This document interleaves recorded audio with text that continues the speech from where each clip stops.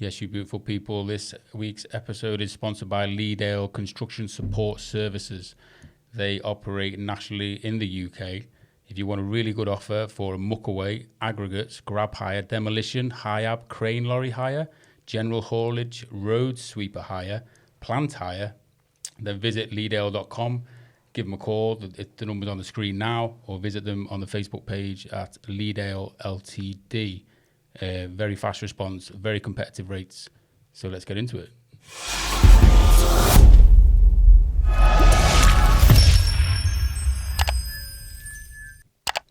Yes, you beautiful people. What do you know about hypnosis? What do you know about hypnotherapy? What do you even know about Reiki? The person to tell us all about this is here on today's show, ladies and gentlemen. How are we doing, Charlotte Mather? Hi, I'm really well, thanks. You're good. Yeah, I'm good. Welcome. Looking good. Thank you. Yeah. You're going to the gym and that, have you? I've been trying. It's been closed. It's only just been open, hasn't it? Godsend though. Godsend. Yeah. Did you do like a lot of home workouts? I noticed on your videos. Obviously, I've been doing my research about the guests and everything. I noticed like you're doing or did you used to do a lot more? Or Yeah, I used to do CrossFit. Did you? But I'm getting a bit old, so knocked it on its head. Joined a different gym. I You're won't mention the never too old, name. you know. You're never too old, you know. I mean, I see people at the gym like in the 70s, you know. Other gyms are available. So I didn't realise until doing my research on yourself, hypnotherapy and hypnosis are two totally different things, aren't they? Yeah. Well, not totally different things, but they are into two sort of, I don't know, like... I've got to admit that the idea of being like hypnotised terrifies me. Honestly, it really does. Like I am like, oh, you should, oh no, I can't. Oh no, I'm getting a bit weird thinking about it. Honestly, it proper terrifies So you're not me. going to let me do a demo on you then? Absolutely not, no. Oh, Definitely. Even a bit of sleep. No. Act like a chicken. Honestly, So what are the differences then, like? Okay, so the way I explain hypnotherapy is it's hypnosis and therapy. So hypnosis is kind of this standalone state that we go into. It's like a brainwave state. We go into it naturally. So you already go into hypnosis twice a day, guaranteed, as long as you sleep. Oh, okay. You go into hypnosis. Okay. We go in and out of hypnosis all day long. What we do in hypnotherapy is we facilitate that state intentionally rather than it happening spontaneously, and then we conduct some sort of therapy. So we use the hypnotic state to facilitate the therapy. Okay, interesting. So if you're like daydreaming, if you like, in the day, is that kind of a bit of a? Is that kind of that? yeah. Does it all fall into, so what you're saying there is that like the conscious and the unconscious mind? Yeah, so hypnosis is a way of accessing the subconscious mind, which is kind of the most powerful part of the mind. It's the part of the mind that's always alert. It controls all of our bodily functions, all of our emotions. It's imaginative. And the conscious mind is more analytical. It's more focused. It's creative as well. That's your prefrontal cortex right Yeah, here, isn't it? that's That's your right. conscious mind. And then isn't your unconscious just like in the mid-sector of your brain? Or Yeah, something? your unconscious is kind of below the subconscious, so it's even deeper. So what we want is to access the subconscious mind because it's more powerful. Okay. And a lot of what we do is subconscious or unconscious. So we're not consciously aware of it. Like you're not telling your heart to beat now. You're not forcing yourself to breathe. That's happening automatically. And so things like fears, habits they happen automatically as well. So we want to access that part if we want to change or facilitate some sort of behaviour change, thought change, habit change, beliefs, those sort of things. I listened to something or read something recently that was talking about a smoking study, and it was something to do with like air hostesses. And they only started craving a cigarette when they knew they were going to land. It wasn't like the length of time between a cigarette. It was when they knew they were going to have one soon. It was like the psychology. Right now, I'm craving one because I know that I'm nearly going to be able to have one. That's like me when I've had a pint. Yeah. I get halfway down and go, I really want a fag in a minute. You know what I mean? Even though I don't smoke, it's not to do with the amount of time between cigarettes. It's No. the knowledge that they're going to have one soon. They suddenly want one. Do you know what I mean? Then the craving starts, and it's all in your mind. Like, it is. The first thing I tell my clients that come to stop smoking is nicotine's not addictive. We've been led to believe it's addictive. All the studies that show, get your tin hat on, all the studies show, or that show nicotine as being addictive were funded by the tobacco companies. Why? they want you to believe it's addictive. If you believe it's addictive, you'll go to the shop and pay a tenner for 20 of them. But what about nicotine receptors in your brain when they go mad? To ease them. I mean, it isn't there. It's a drug, isn't it? It is a drug. But those receptors are activated in the same way as dopamine receptors are activated when you get a message on your phone. You know, you're not dependent on that. You just enjoy it. So the receptor brings enjoyment. It doesn't necessarily bring the addiction. It's not a dependency, because why can an air hostess go up in a 15-hour flight and she's not clucking for a cigarette, you know, like a heroin addict would be?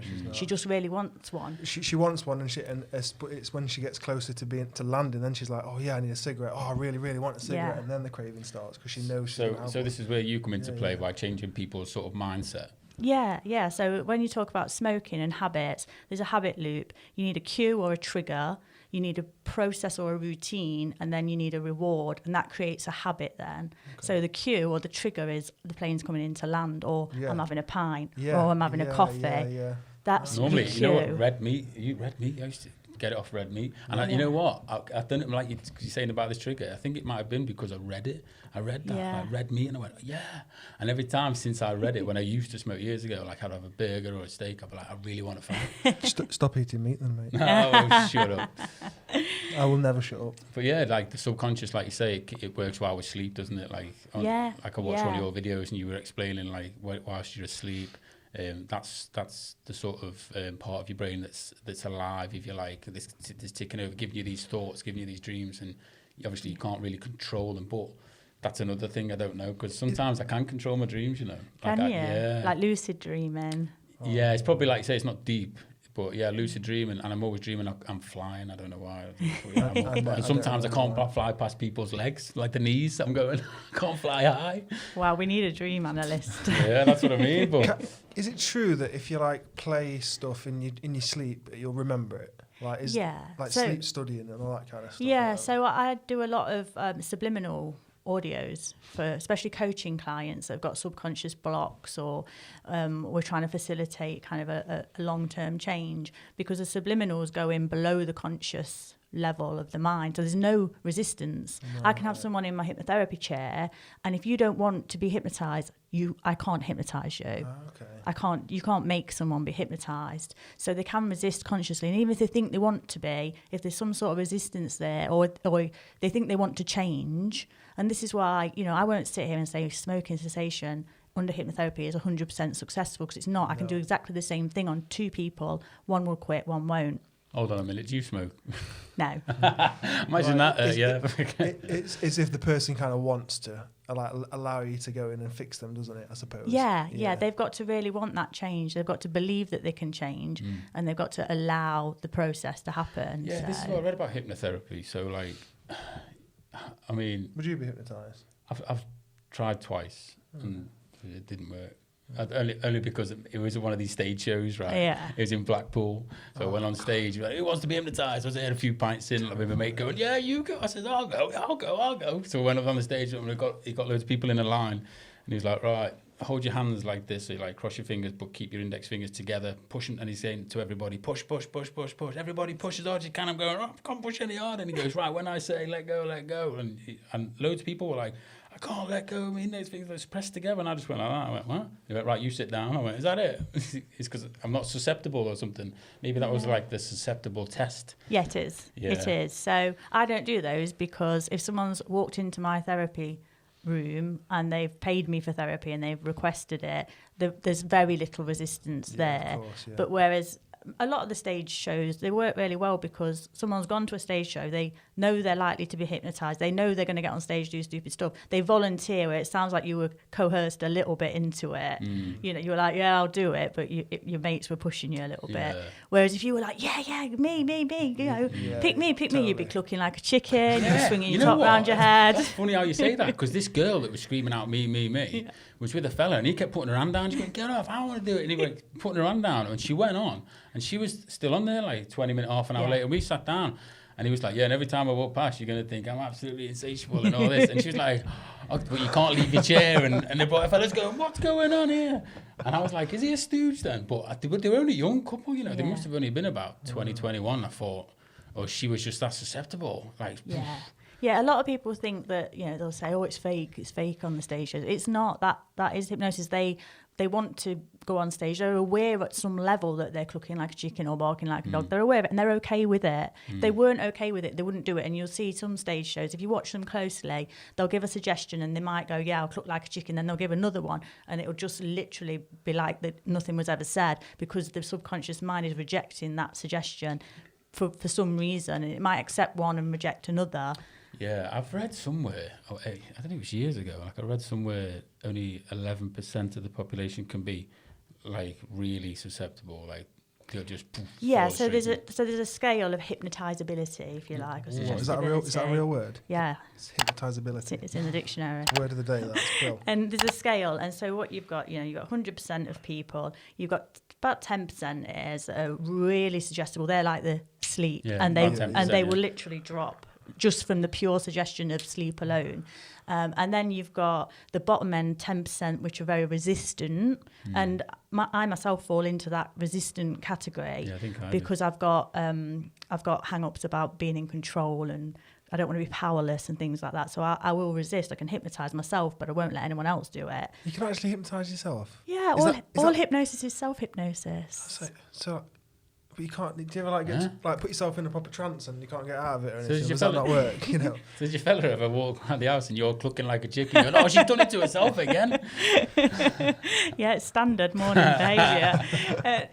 So you can put yourself into trance. All hypnosis is self-hypnosis. So even if you sat in my chair and I'm guiding you into hypnosis, you're taking yourself into that state. It's a natural state. You go through it as you're waking up. You go through it as you fall asleep. When you drive your car, the same place every day, and you go, oh, I can't remember going through the lights, or I can't remember taking that junction. You're in hypnosis. You're in that daydream state. Because I drive for a living as well, and I've been. Dude, don't admit that. Do you know what I mean? No, but do you know what I mean? It like people say, well, if you drive that often, it's like second nature. Yeah. So that's like the term. The subconscious takes over. The subconscious loves repetition, so it wants to make life easy. It wants the fastest outcome possible for us. So it finds something like a routine, a habit that we do all the time. It says, okay, I'm going to make that subconscious unconscious now. Like driving a car. You get in a car, gear and stuff. You get in a car first time, you're like, I can't remember all of this. Mirrors and levers and But you do it over and over again. And the subconscious mind goes, all right, to make this easier and to free up some bandwidth, if you like. Think of it like a computer. It doesn't want to be using all your RAM or whatever every time you get in a car, so it just makes it into a subconscious pattern. But then if you get into a car abroad and you've got to drive and use the other side, it's like all brand new again almost. It's difficult to do. And I have been in them situations when you're driving that I've got to admit, when you're just like, whoa, what just happened there? And you've been fine. You've not. You're aware, aren't you? You're aware. You're not like a danger. And I think if something happened, you'd probably snap out of it. You would. Your reflex would be a slightly slower. It would be slightly slower reflex than if you were fully focused. But it's like hypnosis is like that as well. If someone could be like gone in the chair, and they're aware of what's happening. They're aware if someone's knocked on my door or if there's a car outside, a beep. They're aware of it. They're just not bothered by it. It's just kind of an awareness. And you want an awareness, because if they were fast asleep, because there is a form of hypnosis called somnambulism. Wow. And that is the very, very, very deep sleep. That is like super deep, and that's what they use to do operations and dentistry. What if someone can't have normal like anaesthetic? Or they choose not to. So there's been like hernia repairs done using somnambulism. I know someone personally that's had 2 teeth removed, hypnotised himself. He's a hypnotherapist.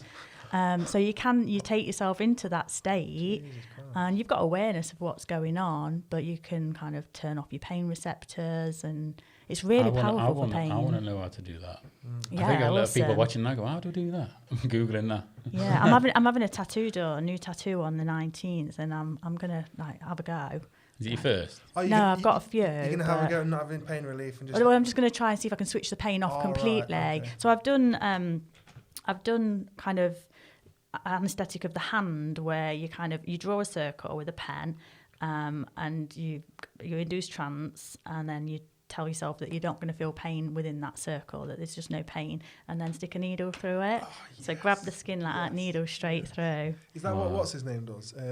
What's his name? Is it? I think my brother did that when we were younger. The other one.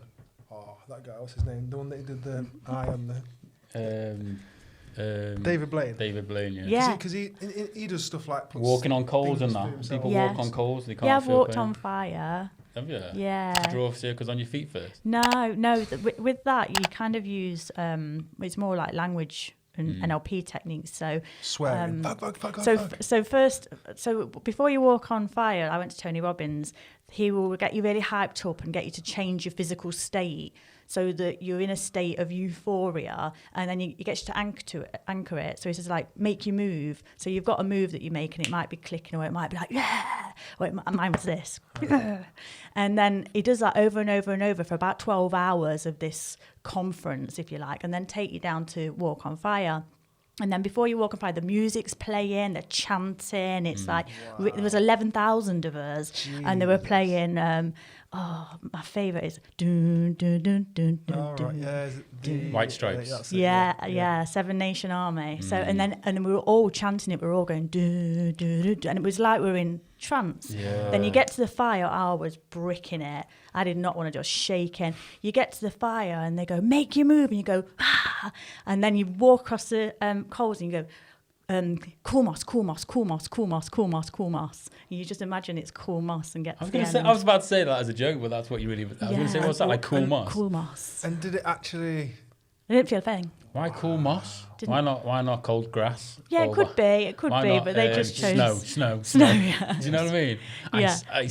Obviously, the last thing they want you to think is hot coals, Yeah. fire. So anything cold. You're sort of telling your brain that it's something else. Yeah, you're putting a suggestion in. And you're also hyped up by probably adrenaline and, like you say, the state that you're in. And plus, scientifically, they know how to make it so it doesn't burn you. People have been burnt, but they know that the right temperature, and it's got to be ash, and they have wet grass at the start, so your feet are wet, and then straight away they're like, wipe your feet, and you have to like wipe any hot like embers off your feet so that they don't burn you, because they will. Yeah, so there's still a little bit of health and safety going off, isn't it? You know what I mean? Yeah, people have got burnt before, but yeah, that's kind of inducing a bit of self-hypnosis, a bit of NLP, and a bit of science as well. NLP? Neuro-linguistic programming. So I was going to say that as well. Yeah, so that's the sort of stuff like Tony Robbins is famous for. So just changing your state, the language patterns that we use, really good for phobias and stuff. Going back to what you said earlier, but the differences between like your conscious and unconscious, and is it what watched on your videos? You said the difference between hypnotherapy and being hypnotized. And people thinking it's the pseudoscience and all this stuff. And you said on the EEG scan, you can see the differences in the brain activity. So then, because people come up with all these assumptions, and you're like, well, there's the proof in the brain activity. It obviously doesn't activate this part of your brain. It activates this part of your brain, or the whole part of your brain. So people say, oh, what's the difference between hypnosis and meditation, for instance? 'Cause it's like a really relaxed state. That's it. Sorry, meditation. Yeah. The difference between meditation and hypnosis. Yeah. So meditation, proper meditation, if you're doing it right, you'll shut down both hemispheres of the brain. The activity will reduce, and you're really relaxed and all those nice things. With hypnosis, you're really relaxed and all those nice things, but only one part of the hemisphere, one side, reduces in activity, because the other one, you want awareness. You want them to know what you're saying, what you're asking, what suggestions you're putting in. But it's all about the power of suggestion, and we suggest things to ourselves all the time. And NLP, the premise of that is, how you talk to yourself, you create your reality. So let's take the gym, for example. If I walk up to a barbell and go, there's no way I'm going to be able to pick that up, probably can't pick it up. If I walk up to it and go, I'm going to smash this, more likely to pick it up, because the power of suggestion that you're putting in. Henry Ford said, if you believe you can or you believe you can't, you're probably right. So, if you believe you can do something, you're so much more likely to be able to do it than if you tell yourself you can't. So many So many people I've spoken to recently are like talking about like the power of visualization and positive thought, and like, this is what I want, this is what I'm going for. I've been listening for the last couple of days about all the motivational things on YouTube and stuff, and listening to those, and they're immense, man. So powerful. Like, you know, you don't know what you got to fight for until you hit rock bottom, till your back's up against the ropes and blah blah blah blah. And I'm just listening to it all, and obviously they got that music in the background. Yeah. Dun, dun, dun, you're like, yeah. You feel riled up, like you change your I was state, like, don't God, you? yeah, I feel Definitely. amazing. Or if you're feeling a little bit down or whatever. Do you believe? Have you heard about the 5, 4, 3, 2, 1 technique? Yeah. Yeah. 5 second rule. Well, 5 second rule is when you drop something in it. I'm not doing up. 5 second rule. Brush it off. But no, yeah. Oh, do you mean the mindfulness one? Which one? Just when you, like you said before, like walking up to the weight and all, when you don't think you can do something, or you feel that's stressed out, or you know, you might curse or say what, you know, something might really piss you off, and just close your eyes and go 5, 4, 3, 2, 1, and then apparently activates you know, your consciousness. Like I said, the front. Prefrontal cortex. Yeah. Apparently it'll just activate it all of a sudden. There's loads of scientific proof on that as well, and apparently it's such a good method to do. I've tried it a couple of times the last couple of days, and it works. Yeah, there's a book called The 5 Second Rule by Mel Robbins. It's really good. I get out of bed. I use that to get out of bed. So rather than snooze the alarm, lie there and go, oh, I want to get out of bed, I just, if alarm goes off, I go 5, 4, 3, 2, 1, jump out of bed. Once you're out of bed, you don't want to get back into bed, do you? It's just getting out of bed. That's what this lady said with that video that I watched. She said it's the 5 second rule, because you've got to count down, because after 1 there's nothing. Yes. You've got to act, because when you get to 5, if you count upwards, you can go forever. Exactly. So it's got to go 5, 4, 3, 2, 1, like you're about to, like you've got to do it now. Yeah. And it really, like, it makes sense. I use that in hypnosis. So if I'm putting someone back in the room. under, yeah. So 3, 2, 1, back in the room. If I'm look around the eyes, don't look inside the eyes. So if I'm putting someone under, I count up, because if you get to 10 and they're still not deep enough, you can keep going. Yeah. So you count, like, going down the steps. First step number 1, going deeper and deeper. Step number 2, relaxing more and more. And so you can keep going. And then, but when I'm waking them up, I want them to be awake at 1. So I'll go, by the time I get to 1, you'll have your eyes open, wide awake. 5, waking slowly. 4, waking more and more. 3, all normal senses returning. 2, we're feeling energized. And 1, back in the room. And then they're like, and literally they don't open their eyes until 1. I'm waiting for the person to do it, but as soon as you say 1, eyes are open, wide awake. Because it's the same sort of technique, isn't it? But you're doing it to them. Like you said, so to put them under, you'll count up, and to bring them out, you'll count down. Yeah, that's clever. And they're really responsive, because they're compliant, and you kind of test compliance. So there's lots of sort of tricks to it, if you like, but it's just linguistics. So stacking up the yeses before you get them in the chest. Are you ready to be hypnotised? Yes. You feeling really comfortable? Yeah. You ready to get started? Yes. So they're complying. That's like some Darren Brown shit, though. Yeah, well, Darren Brown's a fantastic hypnotist. Apparently, because he's done it that often throughout the years, when he talks to people face to face, and he'll tap his head like this. Yeah. Because he's trying to, you know, be compliant and trying to make them compliant. And now he's even admitted that he can't stop doing it. So he's talking to people every day, just nodding. Yeah. He started off with hypnosis. That's how he got into all of that. Was hypnosis was his thing in university, and he found he was really good at it, and he's expanded from there. So it's like the power of suggestion, the power of persuasion, mind manipulation, all them kind of things. They are fascinating, aren't they? Do you know and we're so easily manipulated. Look at advertising. Look at politics. The media. We're so easily hypnotised. I don't watch the news. I don't pay attention to the media, because I don't want that going in. Negativity. But did you see the stuff, that whole Cambridge Analytica stuff, all that, where they use like memes and stuff to like sway people to vote for Trump and all that? They actually they made memes and bullshit like internet things with stupid writing on it, and actual political parties and people paid for by political parties making things like that. So even if you didn't watch the news, you could still be swayed because you went on Facebook. Do you know that happens to me a lot. I'll see loads of memes about stuff, and I go, something just happened in the news regarding this guy, because there's all these memes going about. But yeah, we are easily led, definitely. Yeah, that's why subliminal messaging is illegal in advertising now. You know, they used to like flash up an image of like a Diet Coke or something in the cinema when we used to have a break in the cinema, and people would go, dying for a drink, go and get a Diet Coke. Didn't realise they've just seen that. And it's because we've seen it. Because we're so suggestible, we're so easily manipulated. That used to happen on remember the Young Ones? Yeah, what used to happen? Was it the Young Ones? Remember the Rick Mail? And that? And they used to just like flash that quick image, and I used to go, what What was that then? Did you just see that then? Like an eagle just come on the screen, but I think they did it more to spin you out. Yeah. It wasn't like go and buy an eagle. Did it in Fight Club as well. They did, But it was telling you he was doing it as well, wasn't it? Like, it's really putting something. And it's not allowed in advertising now because it's so powerful. I use subliminals. I create an audio and it just sounds like music. And under the level of awareness, of conscious awareness, there'll be things like affirmations, which are really powerful. So I'll ask the client themselves to record it. So things like, I am calm, I am confident, I'm becoming more and more confident every second, every minute, every hour, every day. And they can't hear it, so they're just listening to music. Might put binaural beats in as well, which induces trance within 7 minutes. What's that? Binaural beats. So it's a type of, so it's like music. And then what they do is they play one frequency in one ear, one frequency in the other ear. And whatever the difference is, our brain will create that frequency within the brain waves. So you've got like alpha brain waves, theta, which is hypnosis. You've got delta, which is sleep. You've got beta, which is kind of awareness focus. Wow. So they can create that state, and they've measured it again on an EEG within 7 minutes. So I put that music on, so they go into trance within 7 minutes, and then the subliminals kick in. And it's just like they're listening to music. It's so powerful because there's no conscious resistance whatsoever. Of course.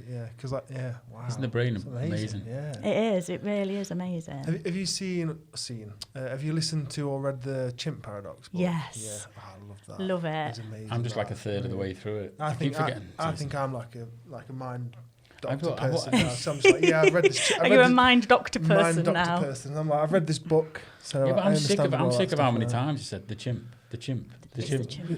I don't listen to the chimp. I'm controlling the chimp. I'm just like, God, he says chimp so many times. I think I'm a chimp. It's brilliant though. It's brilliant. It is just so really makes you. It made me like be a better like dad. Do you know what I mean? Because it gives you recognition of your behaviour, doesn't it? Why I'm thinking like that and why that's happened, and why. I noticed after you read it, you became a better mate. Did I? Cheers, Good.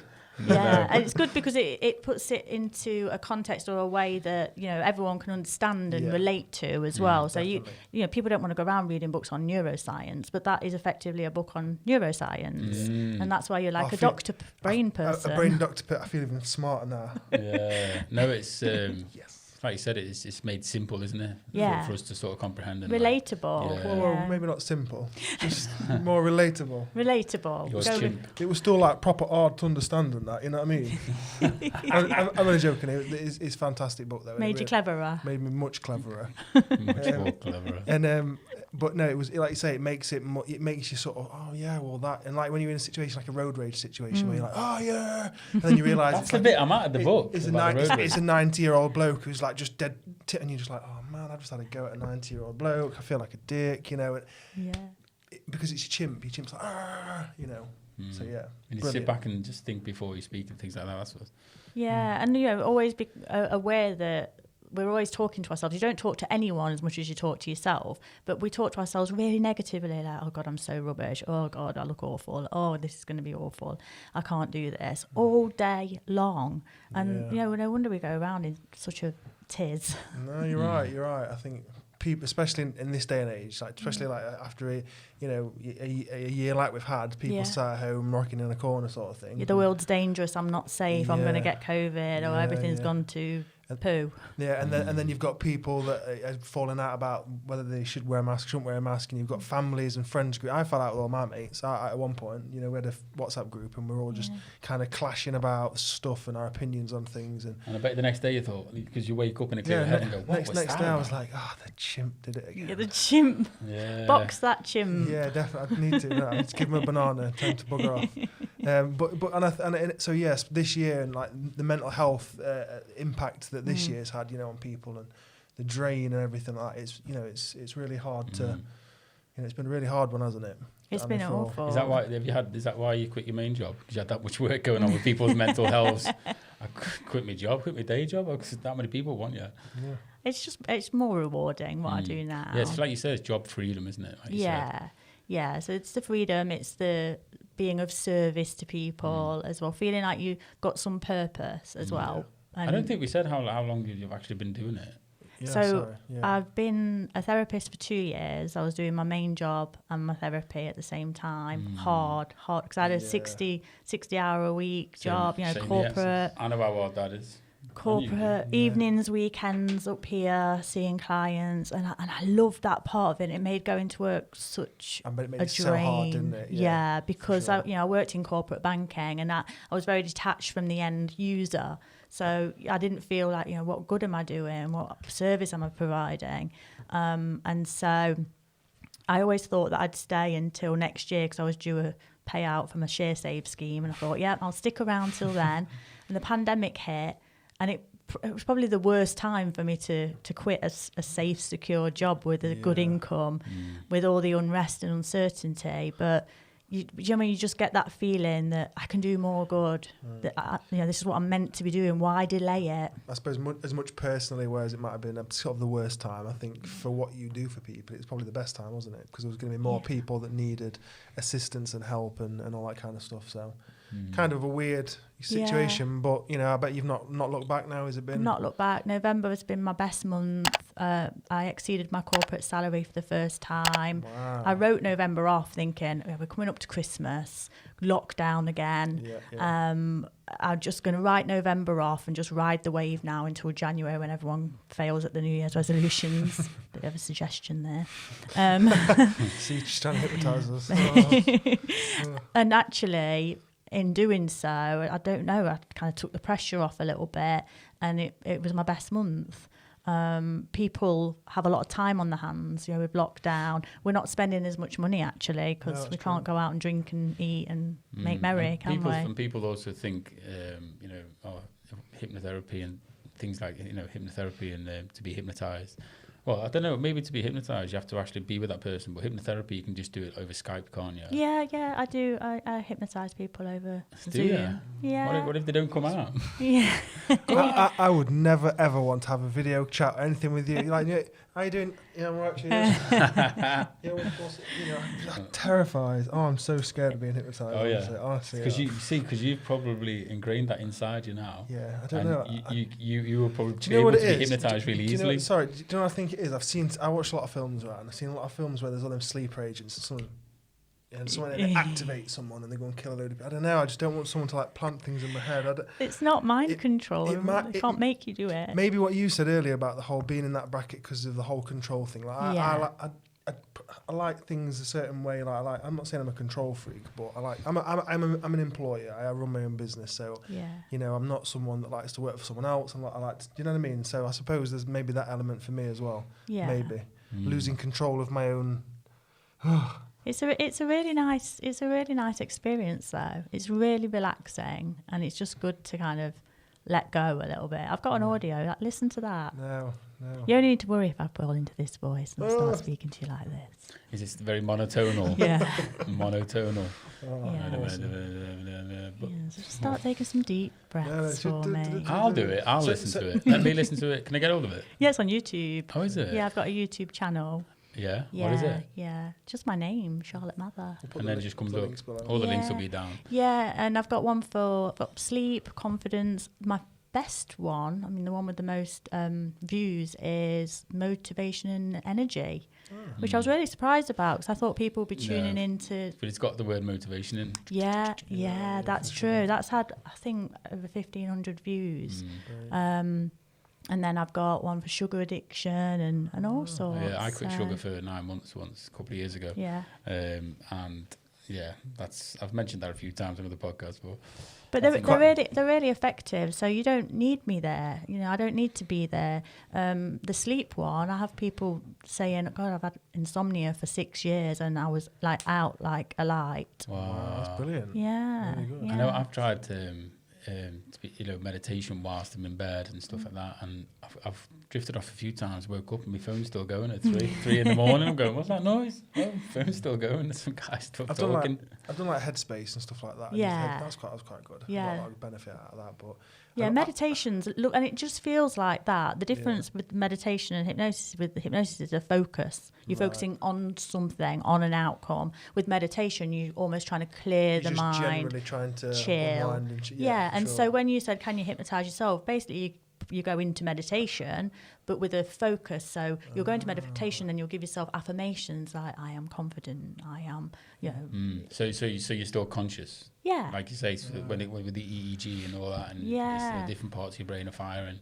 Yeah. So it's still keeping you awake. Like it's not going to that meditative state. You're not going to put yourself in like, oh, that's it, it's done, because you've like gone too far in the rabbit hole. Got stuck. And you're in your bedroom with a locked door, and that's it, because you can't bring yourself out. So it's like you're just trapped forever in some hypnotic state. Sorry, I moved too far. No, I've done it though, man. Like the last couple of times I tried to meditate, I just went, I can't do this because I get backache anyway. And I'm like sitting there, sit comfortably. I'm like, I can't sit comfortably. I tried it loads. There's the suggestion. I can't sit comfortably. No, but I was trying. But you're thinking you can't. No, I was trying. For about 20 minutes. Do you know that try is a taboo word in hypnosis? Yeah, but what about real pain? Do or do not. There's no try. Anyway, do you know who said that quote? No. Yoda. Yeah, man. Oh, yes. Yeah. Yoda, he's that real guy, isn't he? Yoda's a master hypnotist. He is, man. He gets them to be Jedi. That's is the kind of, next level. That's amazing. Can move shit with his mind, bro. I know it might be in a film, but if only I was as good as Yoda. So what was it, is that potentially something that maybe inspired you to get into this then? What kind of where did all that come from? Did you just hypnotise your guinea pig one day or something? Did you go to be hypnotised one day, or did you go to hypnotherapy? I went to a mind, body and spirit show to get some crystals.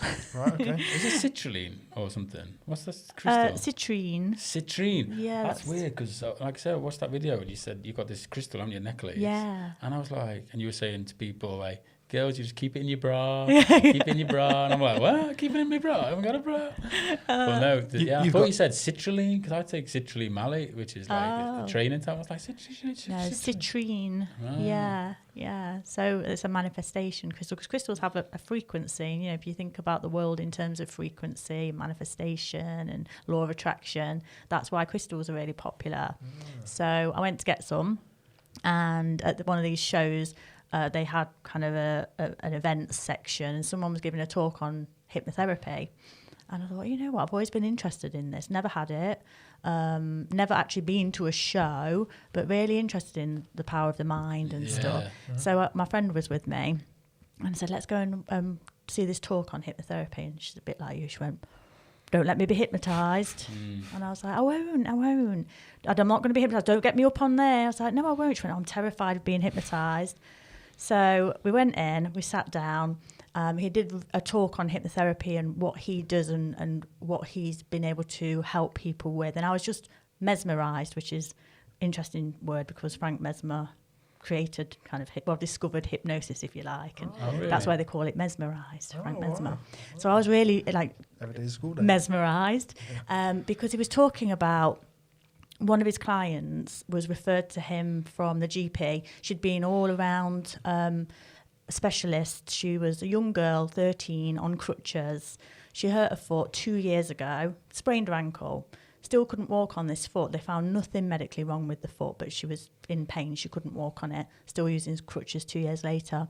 So she was referred for hypnotherapy. He induced trance, basically then spoke to the subconscious mind without any resistance, asked, why she was having the pain in her foot, what had happened at the time, what was the reason for it. And she was being bullied at school 2 years ago.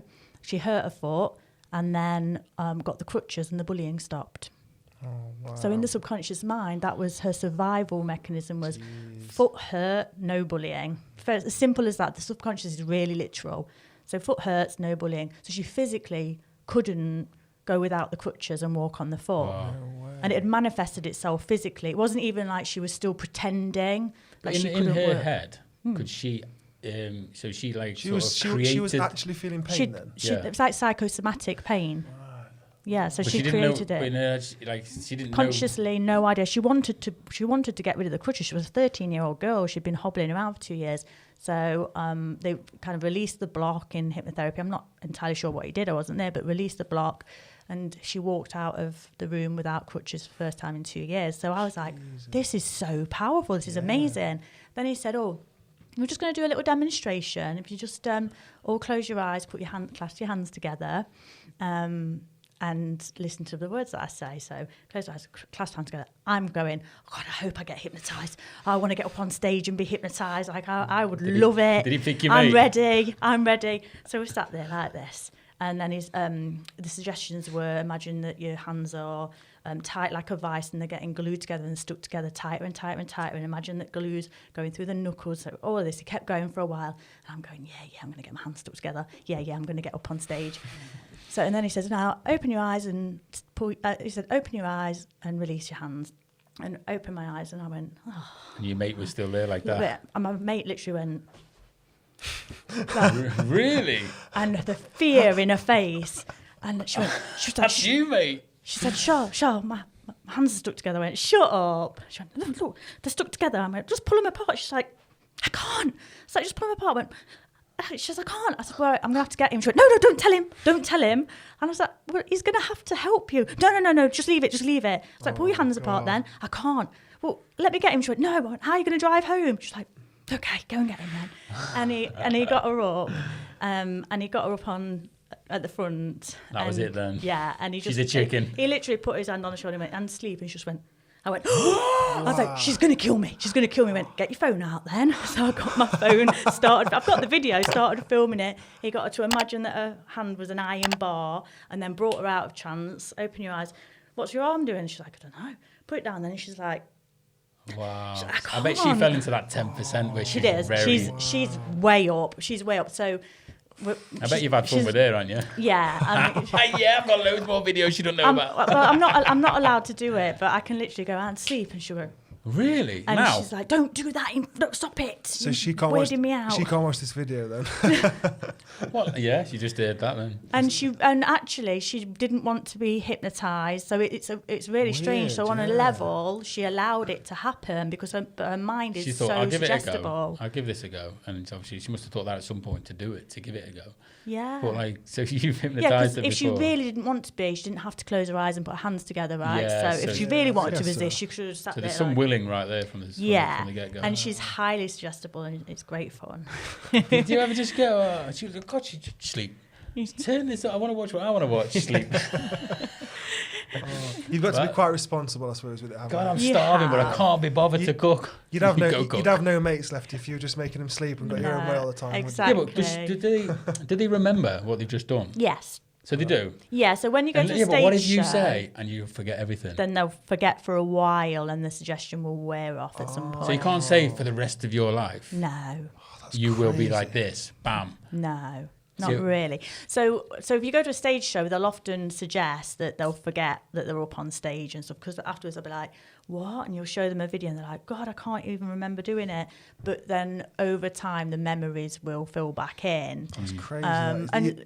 So you can make people forget numbers and forget their name and stuff. Making people forget numbers is so funny because you just go, from now on, and we get them to visualise, for instance, that the number 7 is being rubbed out like a blackboard rubber. It's rubbing it out.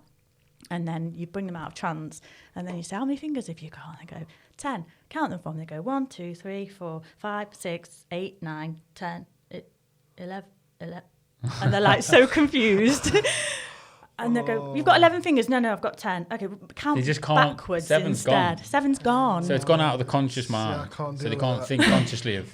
I can't deal with the thought of like someone being in my head and stuff, you know what I mean? But the thing is, your subconscious allows it because it sees no danger. So the subconscious cares about survival. It doesn't see a danger in forgetting the number 7.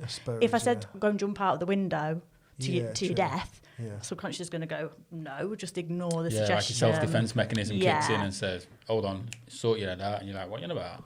So can it like resist the whole stopping smoking thing? I suppose that's because that's a loop, or can it resist certain things? If So you can have someone hypnotised, they can be like totally in the zone, but you can't get their subconscious to do what you want. Or something, it depends why they smoke. So there's a thing called secondary gains.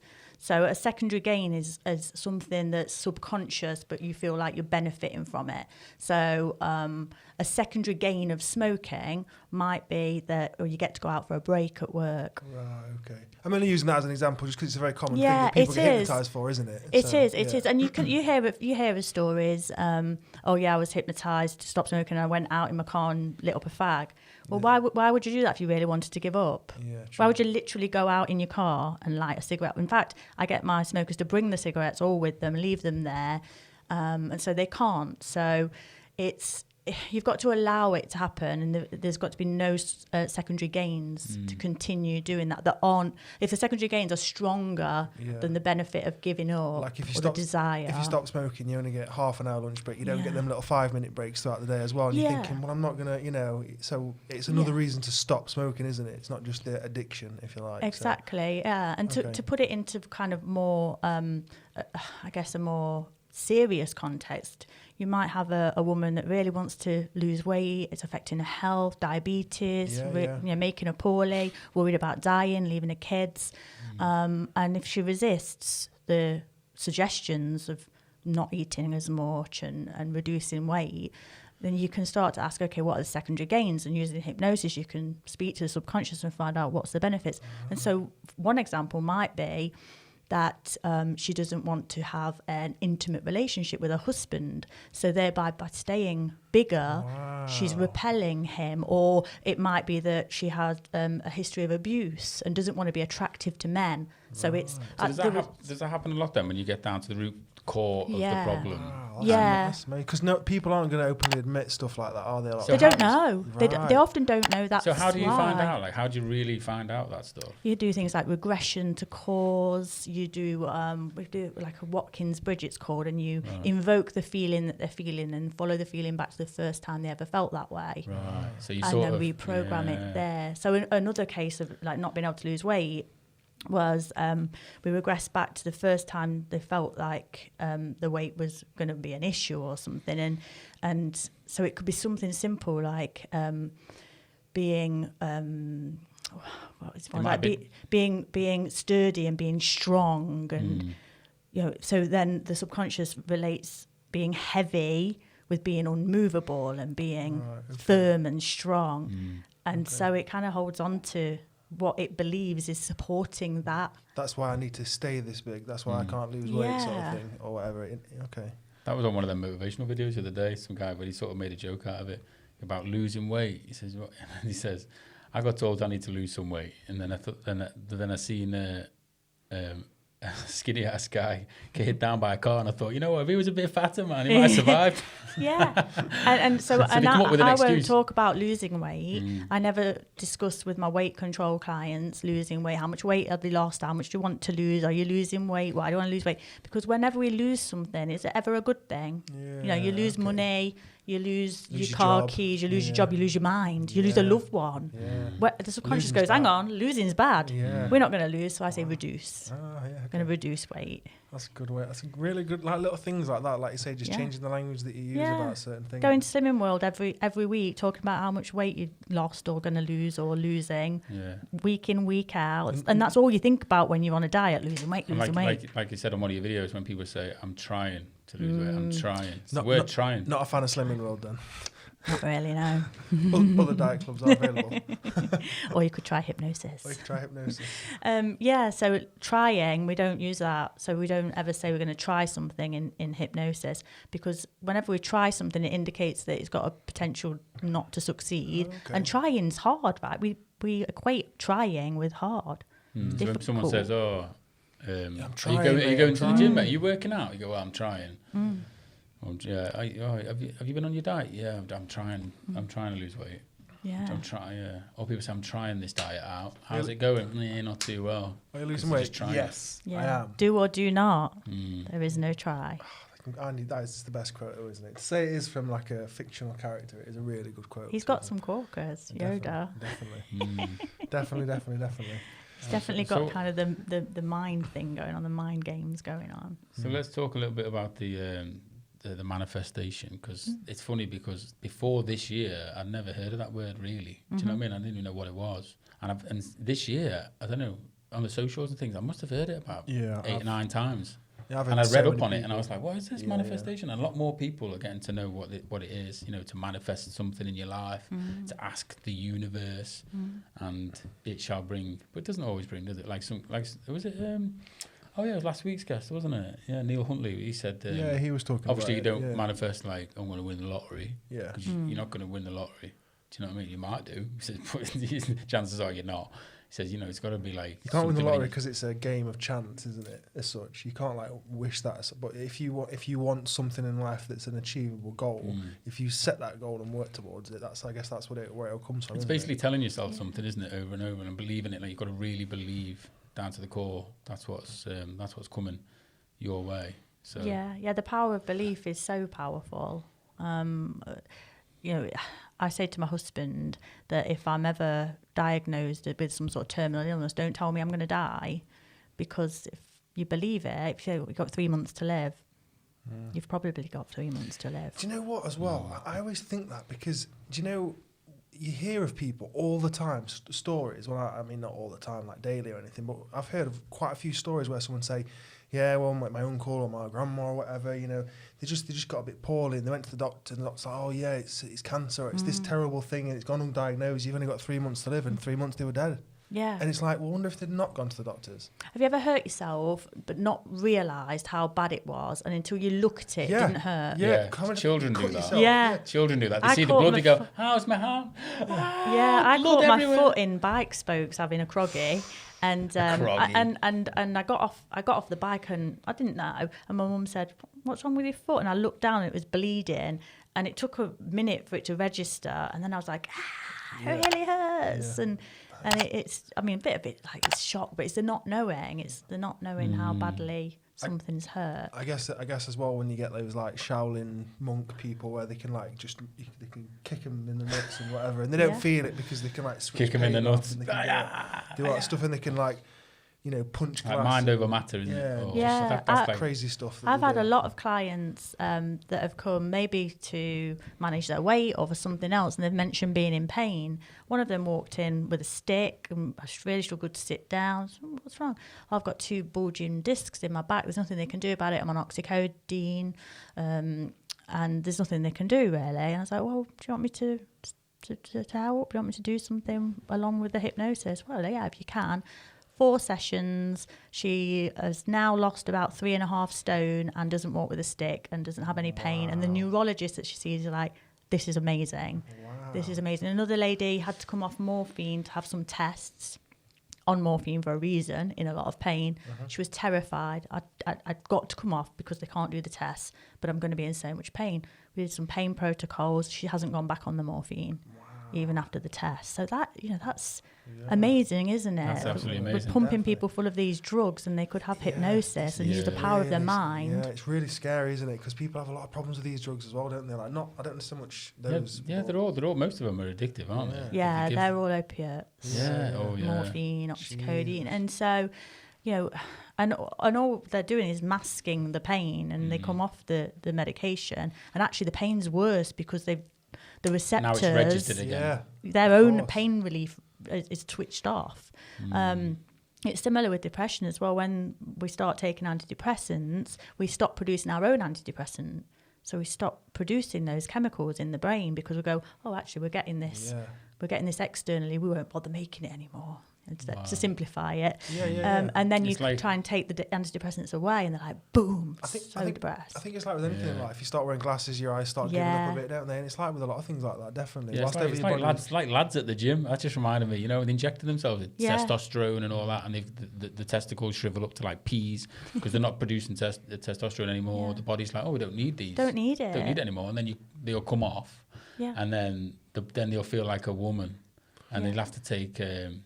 is it tamoxifen or things like that for like the estrogen levels and all the hormone levels of these guys coming off steroids? They're all over the place because then your testicles have to remember to sort of reproduce it again, but that takes a while. That's why they get man boobs and things like that. Same reason why I'm not having the COVID jab, because I'm healthy enough to get rid of it myself, so I'm not having no jab. And the thing is, if you think about the subconscious mind, the human body, it's efficient. It's very, very efficient. The subconscious mind works on efficiency. So why would it continue to make sertraline why would it make these neurotransmitters if it doesn't have to? So we just switch it off. We go for efficiency. Subconscious wants the fastest solution, the most efficient solution possible. It doesn't always it's not there to make us happy. It's not its job. So if you take like comfort eating, people that comfort eat, what they're lacking there is they don't feel safe, or they don't feel connected, or they're not having a need met. Subconscious goes, what's the quickest way I can find to meet this need? Chocolate, eat food. To feel happy. Not the the healthiest way, not the best long-term solution, just the fastest to get those receptors going of happiness, safety, comfort.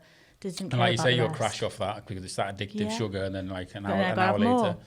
yeah, You've got your back in the cookie jar again. Do you do a lot? Have you done a lot with people with like drug addiction and stuff like that as well? I'd veer away from like drug dependency because it's very specialist niche. But hypnotherapy is an effective therapy and an effective tool as part of a treatment program.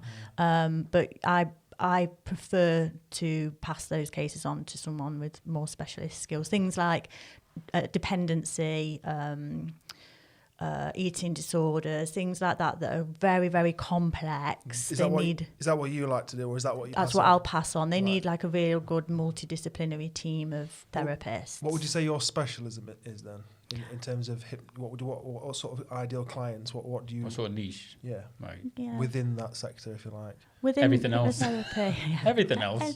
Within chickens. Within hypnotherapy, I like to work with pain a lot because it's so life-changing for someone to not be in pain when they're in chronic pain.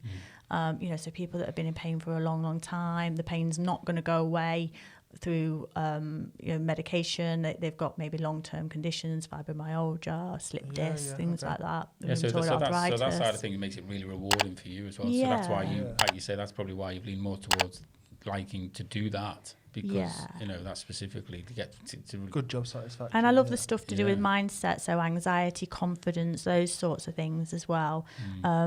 Because I do life coaching as well, so I'll blend hypnotherapy and life coaching, hypno coaching, and I'll work on the conscious mind and the subconscious mind. So because if you remember, we're always talking to ourselves, we're always telling ourselves things. That's the conscious mind, that voice in your head saying, "Oh, you look a bit fat today," or Well, what did I do that for? Oh God, I'm an idiot. What a dickhead. Why did I do that? Yeah, that's your conscious mind. So we can work on the subconscious, great, and we can use hypnosis, and we can change the beliefs and the automatic processes and patterns. But if you're still there every morning going, "I look like shit," I look like absolute shit. Is that the chimp? Yeah. Is that what you say with it? Is the sub? No, I think that's your real self. Like I think that's your conscious mind, mate. Because you're looking in the mirror and every morning you're looking at yourself. The chimp's the behaviour that is a result of that. Of course. Programming. I need to read the book again. Yeah. So the chimp is what results. Yeah. What is you say looking in the mirror and saying, "Oh, you're never going to be any good at anything," or even just walking around saying it. Then the chimp evokes the behaviour, like self-sabotage. Yeah. It's like the animalistic behaviour. Yeah. That's the sort of the emotions behind it are the chimp, aren't they? Yes, yeah. And emotions are created by our thoughts, and our thoughts are created by our beliefs. So it all comes back to belief.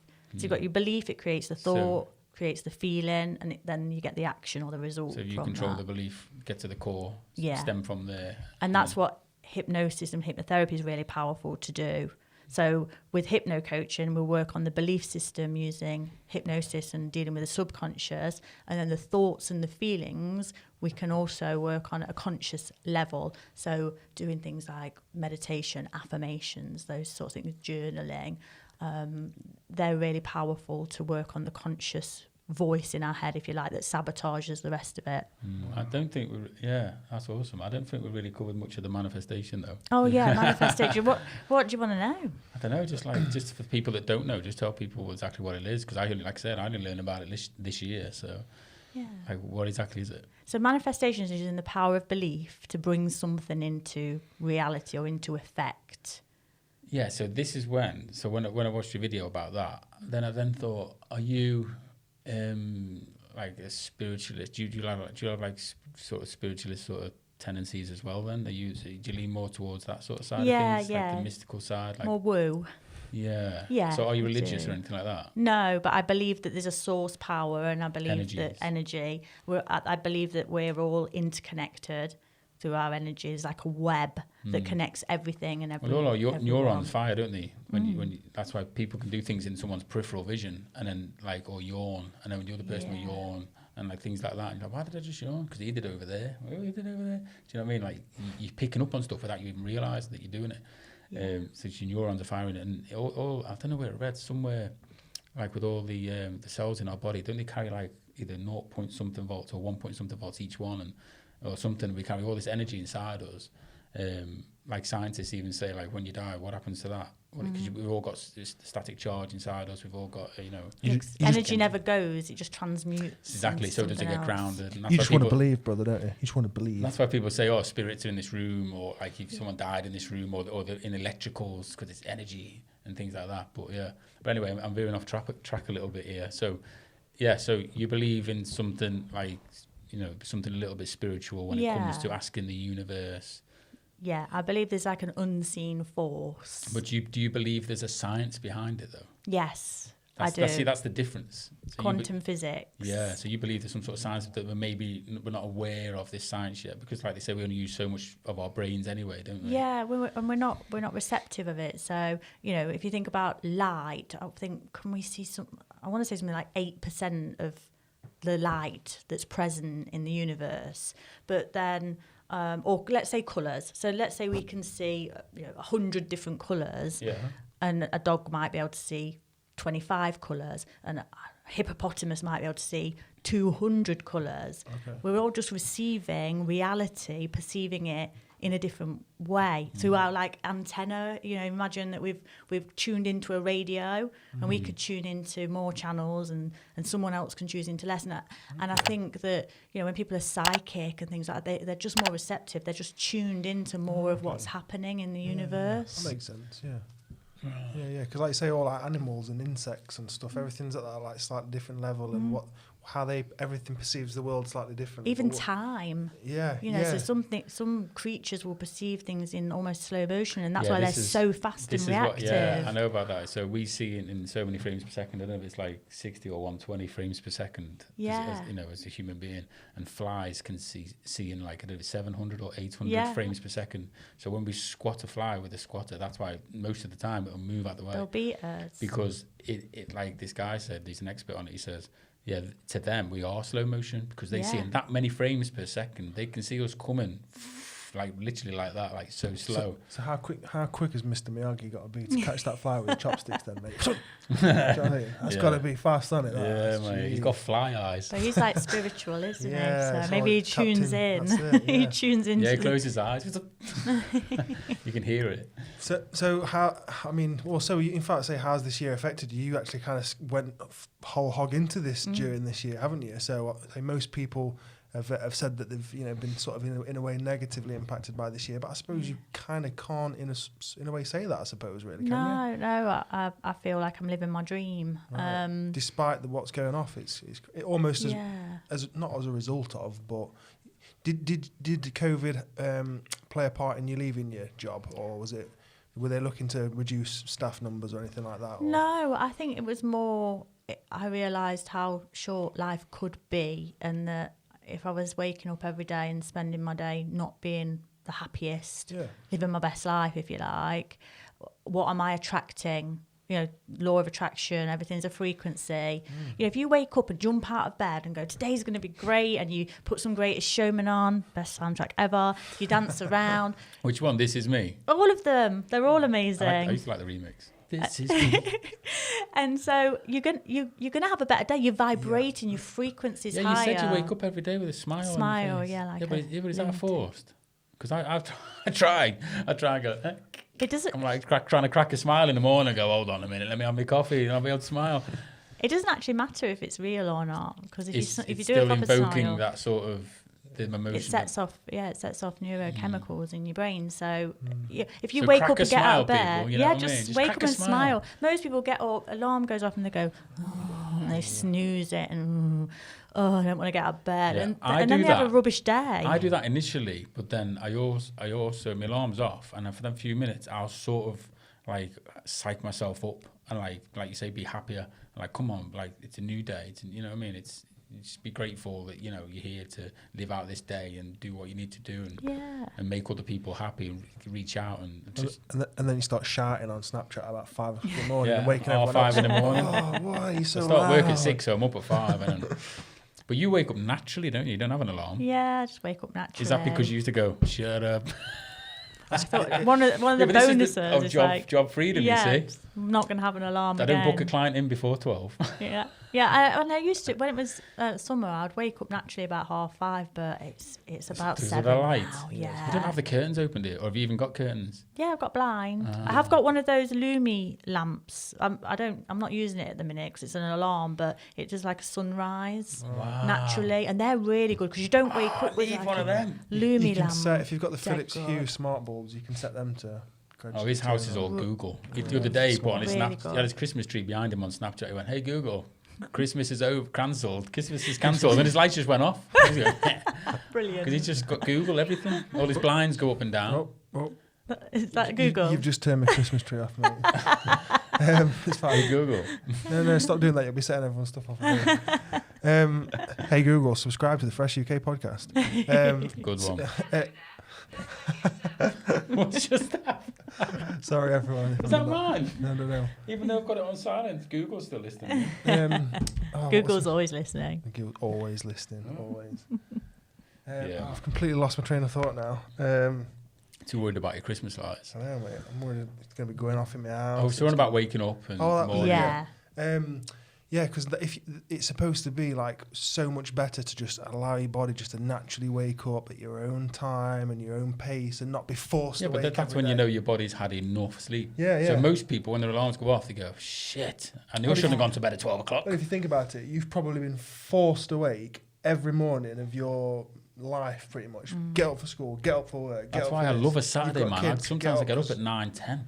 I'll be like, yeah. I might have gone to bed at 11, 12 still, but I've caught up on sleep. That's what sleep experts say, don't they? You will catch up even months later. They've done a lot of studies on like night owl and early morning lark, is it, as well? And if you're a night owl, society is really works against you because it's like you've got to be up at 7 and start work at 9. And they actually come into their best, like most focused states at like 4, 5, 6 in the evening, and they're being told to go home from work and rest, and they can't switch off. I listened to another book that touches on that. I think it's called Time. Yeah, and it's about, and it talks about like there's like, for example, if you go for an operation and the operation is at like 6:30, 7:30 in the evening, it's a bit like, actually, you know what? No, can I have one tomorrow morning instead, please? When he's a bit fresher and he's not been there slaving over people all day. And like, there's certain times that it's best to do certain things in. And I think you touched on it then. Certain people are better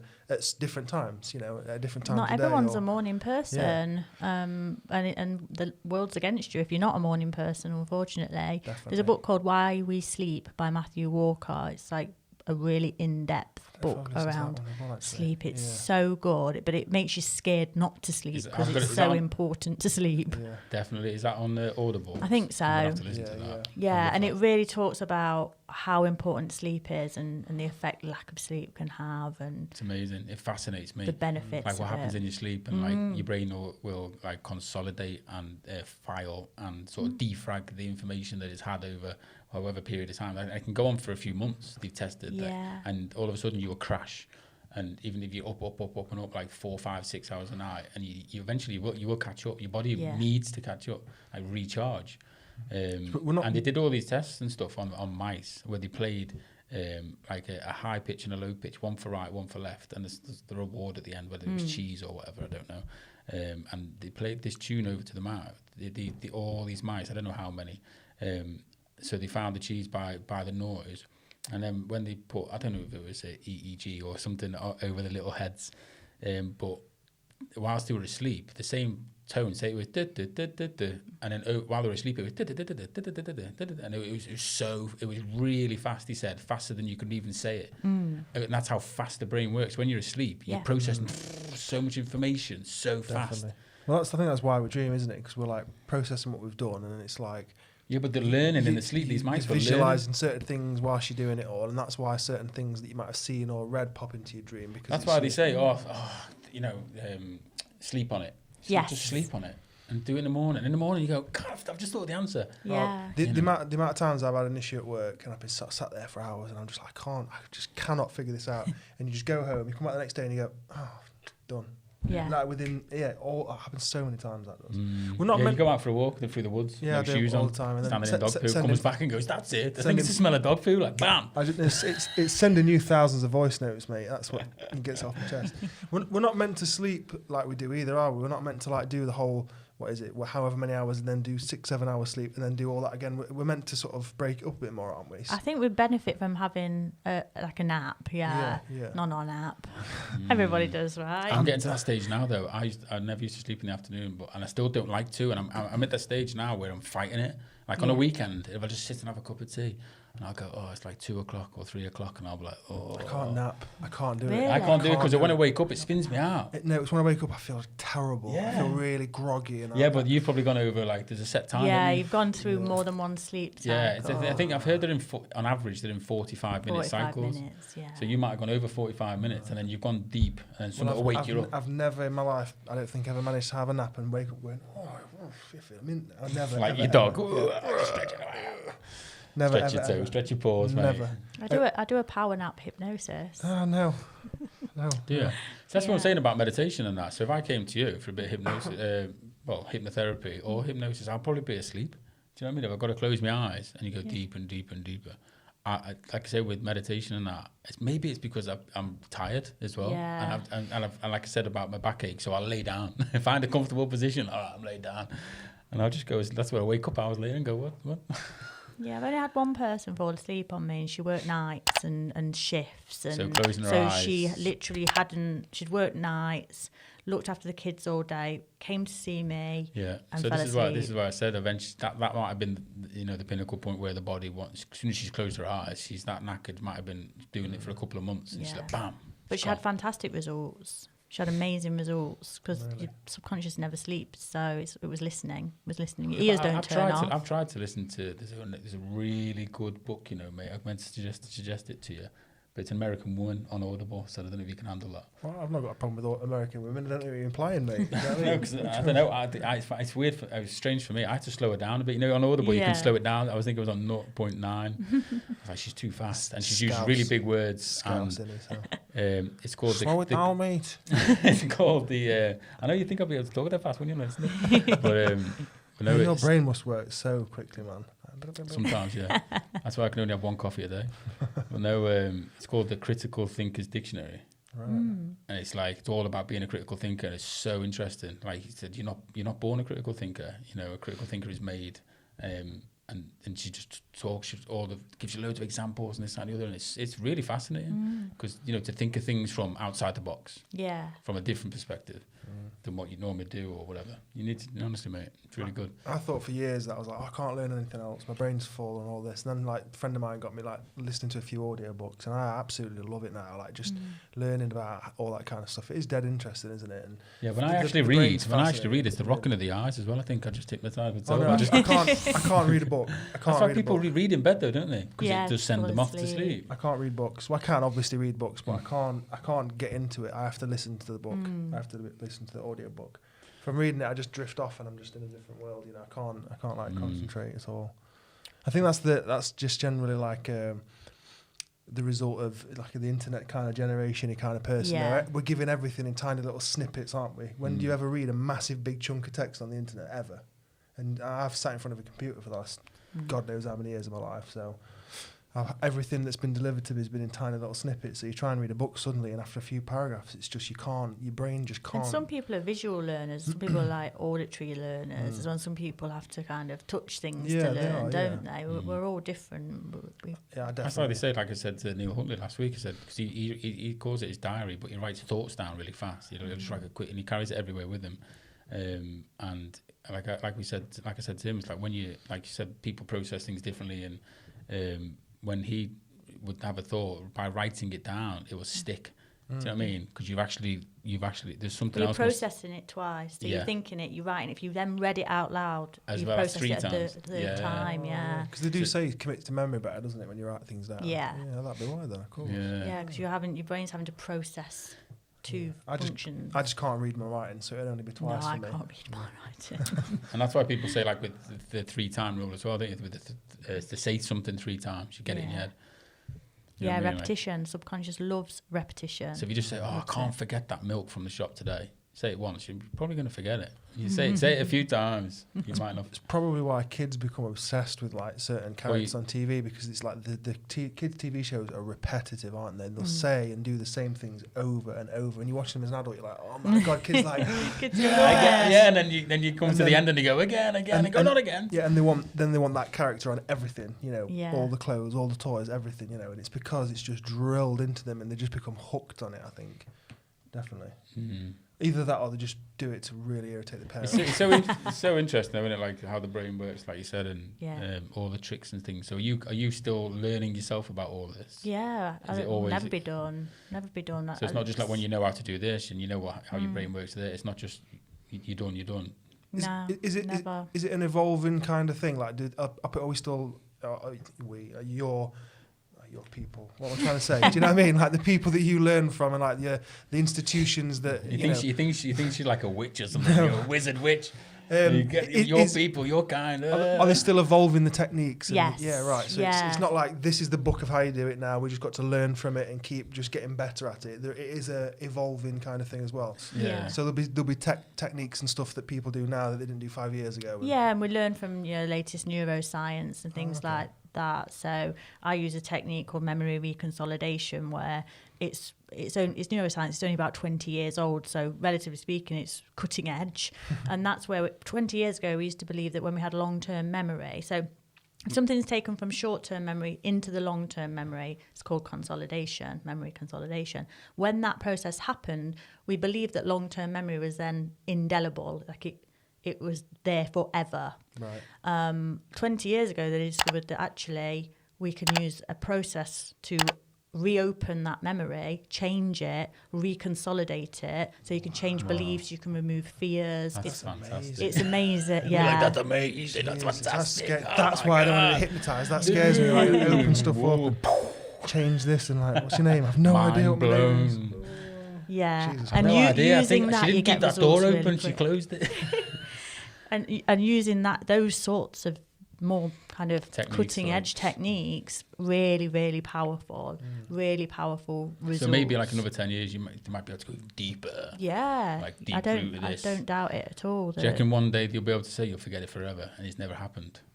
Yeah. Can you make someone really? What can you really just? Yeah, but surely, like you said, eventually it'll come back. No, because you erase it. How can I've always wondered that though. How can you completely remove a memory from someone? You know what, mate? I bet all this sort of stuff goes off like proper like. Yeah, it's like if he beat me up like underground, like SAS kind of level, or deeper than that. You know what I mean? MI5, whoever number. I probably need to clarify something. So you're erasing an implicit memory, which is an emotional memory. So you're not erasing that you got in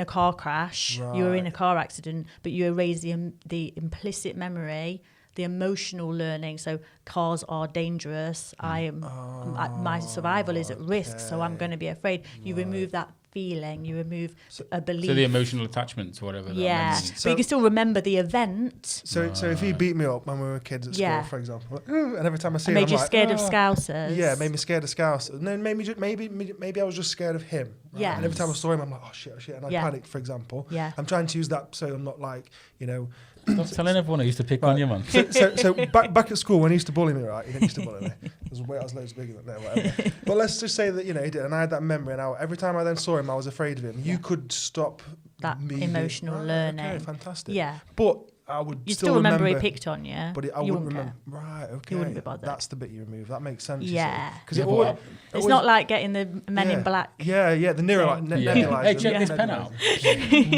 Maybe one day. Okay. Maybe say though, but somewhere, like you said, like I bet somewhere in the world, like some underground shit going off, and I bet they can do stuff like that. Like go deep. No, but I mean erase a memory. Yeah, like that didn't happen. Do you know what I mean? Yeah. Because I bet if you can go that far to emotional level, surely you can go down to the level of, actually something actually happening and it just didn't happen. It's crazy, isn't it? And you get back to base and you're like, you just assassinated someone down in so-and-so and you're like, no, you didn't. Didn't do what? Been in that room chilling all last week, was you? So based on and then put it, sort of, what's the word? Like create memories for you and input false these memory syndrome's real. Oh yeah, and you can connect. That's on the Critical Things Dictionary. She was saying about that. False memory syndrome. Yeah, and What is that when someone's put memories in your head? Yeah, and it can happen really accidentally. And as a therapist, this is something we have to be really careful of. So if let's say we want to take you back to the first time you were scared of spiders. Oh, I don't like spiders. So we take you back to the first time you're scared of spiders, and I ask you, where are you, inside or outside? I'm outside. Are you on your own or with someone? I'm with someone. Who are you with? I'm with my dad. Are you scared? You then putting a suggestion in there. You have to wait for the person to evoke what they're feeling. And how do you feel? Yeah, so how do you feel? Right, okay. I feel scared. If you say, are you scared? So especially there's been history of false memory syndrome with abuse. So people with fears and phobias then saying, oh, I'm in the room, I'm on my own with my dad. Are you frightened? And they're in the compliant mode, yes. Yeah, they've implied it, haven't they? So they said that these, like you said, and they're already really compliant in hypnosis. Are you frightened? Yes. Is your dad doing anything inappropriate with you? Yes. Yeah, so it's like suggestion, You've got to ask them what's happening. What's happening? Right, it's always the what, the why, the how, the when. Makes a lot of really sense. Really open questions. Like you say, they're already in that very compliant state of mind, aren't they? So they're going to want to. Oh, right, yeah. So in certain situations, then evidence gets thrown out, doesn't it? If the wrong questions used in interview scenarios and interview techniques. And false memory syndrome can happen spontaneously as well. There are, eyewitness reports. Eyewitness testimony is very weak. We can both witness exactly the same thing and have completely different memory of it, but depending on the lens through which we see the world. Yeah. So it might be you're scared of dogs and I'm scared of cars, and you talk about when there was a big dog came in and because that's what I took from the situation. Yeah, and I didn't see the dog, but I saw the car, and there's been there was a witness testimony of 9/11. And people that were quite far away, and they were giving their account of, one person was saying, I was looking out the window and I saw the tower, saw the tower fall, and then 20 years later they took her back to the same building that she was in. You couldn't see the towers or where they were out of that window. It was facing the other way. Wow. She'd imagined, she'd created. Yeah, she create this memory, don't you? And that's what. So implicit, emotional feeling. Yeah, there was a guy. In that Audible, she goes on about some famous case where a guy kept saying he remembers being abused from when he was like 2 years old, and then they brought out the the studies of that part of your brain, you can't remember stuff until you're normally around 3. That's when you can your brain can actually start remembering things. Yeah.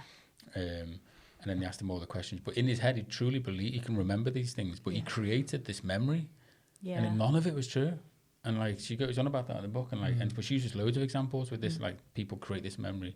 They might have they might have done something once a long time ago. Then it'd been a long time, and people sort of exaggerate when they tell people as well, don't they? Yeah. And they go, oh yeah, and then this happened. Oh, and then did this happen? Yeah. And then we went there. And then someone else will go, what are you on about? We didn't even go there. And you go, oh, didn't we? So that depends on their feeling at the time and what lens they're looking. So a lot of people will do stuff like that, and then someone else will say something. They'll go, didn't I do that? Oh no, we didn't. We went there. It happens in pub all the time, mate. Happens in pub. I caught a fish with this big. Yeah, I caught a fish, mate. We're like, I caught a fish. It was massive. You know what I mean? Yeah. I've stood and had toe-to-toe arguments with like members of my family and stuff about something that happened, and we're both absolutely convinced, and then we'll ask a third person and they'll give us a different third account, and we're like, no, you're not helping. Yeah. So what was the truth? This is why, you can imagine the difficulty in court cases, and, deciding on who's right, who's wrong. And, because people have created, that's why a witness is probably so important, isn't it? Because that's why CCTV is so important. Yeah, CCTV, DNA, much more powerful and held in a higher regard than our eyewitness testimony. But we still really heavily rely on an eyewitness account of things. Obviously, if you get multiple witnesses all saying the same thing, that's really strong. Perfect, yeah. But one person saying it could be perceived as quite weak. Or 4 different people with a different story. Yeah, then that will throw the case out then. That will work in the favour of the defence if they've all 4 got a different story, and they'll play on that. So based on what you know about the mind and all that, then, do you going back to what I mentioned earlier about like the films where you get like sleeper agents and all that kind of thing, do you think it's possible then that somebody could be completely trained a different language, a completely different job, like a hitman or something like that, but be trained to have that turned off and not even know about it at all, but then someone says something, does something, says a certain word in Russian or whatever, and then bang, they're instantly back. Do you think that's possible? Yeah. I think anything's possible. fascinating but terrifying at the same time. I think you're quite safe, but yeah. I'm definitely not a Russian sleeper agent. But it's amazing to think that. I mean, you hear stories, don't you? Someone going into a coma and waking up and speaking fluent Russian or Chinese. I saw one. It was she had an accent. The woman woke up from a coma and she had an actual Japanese or Chinese accent. She spoke English still. Why though? Because she just couldn't not talk with this accent. But why? Because she'd woke up from a coma. I don't know. Her brain was just she must have been around.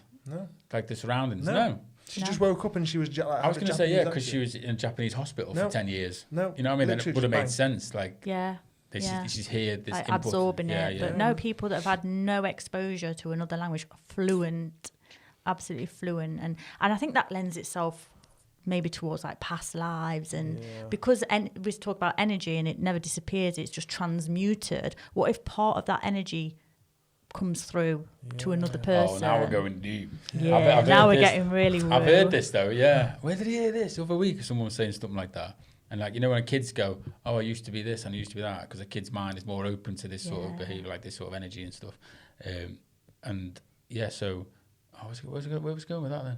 Yeah, so it's the DNA that they've got from their grandparents or their grandparents and things like that, and they remember that the great grandfather doing this, or they claim they used to do this, and they're researching and go, no, that was actually a great grandfather. Or they can like play the piano, or like they've never been taught. Because if you think about it, it's the DNA that's passed down, and then it's somewhere in you, isn't it? Because that's what you are. Do you know what I mean? Yeah, and also, I mean, even past lives where DNA and family links aren't even involved. There's a really good book, and he did a study of 1,500 people that had reported a previous life, and usually the children are about 4 or 5, and they start saying, "Oh, I used to live in a different house, and I had a different mummy and daddy," and they'll talk about this other life. And there was one young boy in there, and he got a birthmark here on his forehead, and he said, "Oh, this is where the bullet went in." And his mum, brushed it off, and then he started talking more and more about what had happened and where the bullet went in, and he reported like names and places and things like that, and they researched it and found that this person had existed.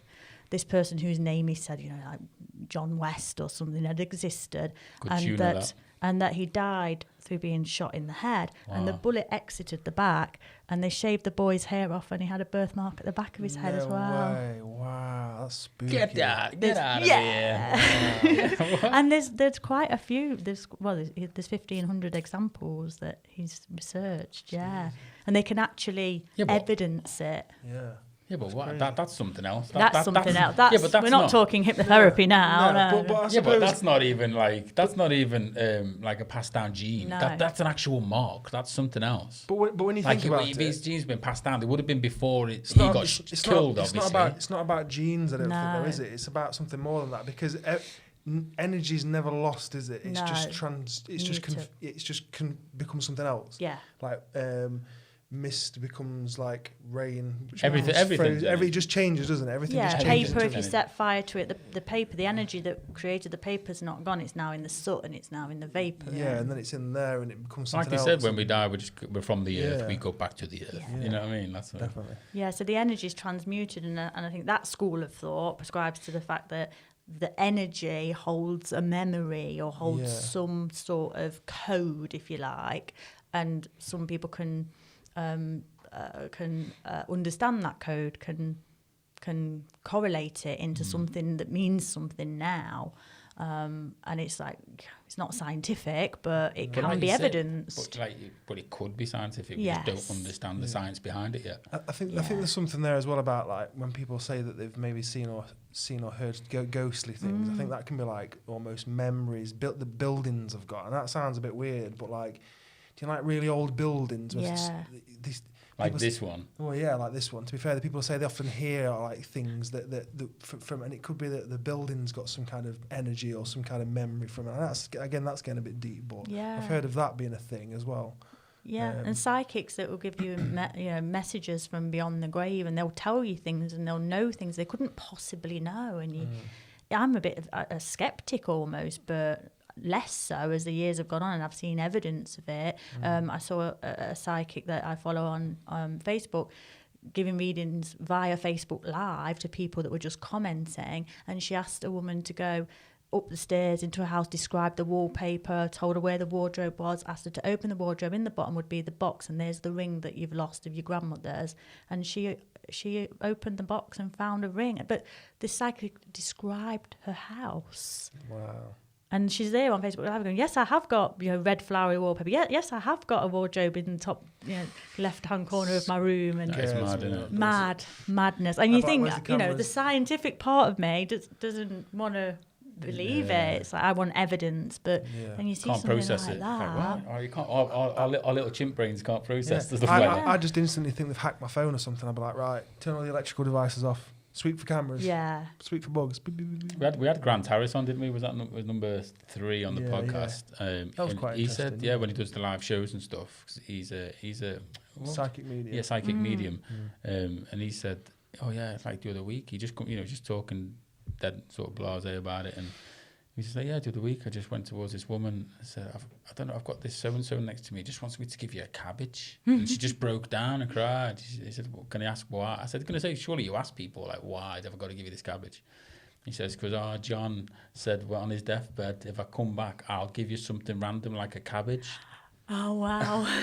I know, yeah. I was like, what? And he said, oh, is that what it was? So he just told me to give you a cabbage. Yeah, and then So you've then got she's the like, I skeptics, believe. haven't you? Now You've got the she's- skeptics that say, oh, they've just checked your Facebook profile. They can find out anything and I'm stuff. terribly sceptical. But something like that, I do veer towards skepticism. But then, I've experienced things where, a psychic said something to me. I'm like, how would you know that? Like, how would you know? Like, oh, your son's going to be an architect. Of all things, my son wants to be an architect. That's not on Facebook. Nobody knows that but me and my son. That's the future. So how do they know the future? Yeah. So does that mean our lives are set out? Is that what's going on there? You know what I mean? But surely we've got our choice. But time is just a concept, isn't it? I suppose. So what's the future? It's all happening all at once. What's the Multiverse. What's the quote? Einstein's the quote. future is Bright, the future's shit, orange. I should know this. It's fucking Remember Terminator. that one? It's a Terminator quote. I should The know future's this. bright, the future's orange, bro. Terminator quote. Must be true then. Because it ends with "There's no fate but what we make for ourselves." And it's a good quote. God, we've gone Yoda, Terminator. God damn it! Any more films, bro? It's all about the films, mate. Anyway, But even the likes of Einstein and some of the greatest scientists that ever lived talk about frequency, law of attraction. Einstein went on and on about frequency, law of attraction, time being relative, and all. He knew something, and he shared that through science. So he's so clever. yeah, it's. I heard one of his it's all around quotes today us. on a motivational speech on Einstein's. I can't remember what it was. Oh, it was so good as well. Oh, I can't remember. Something about coming together or something. I can't remember. Sure, that's just Radio 1, mate. Yeah, come together. I know it was a song that was on.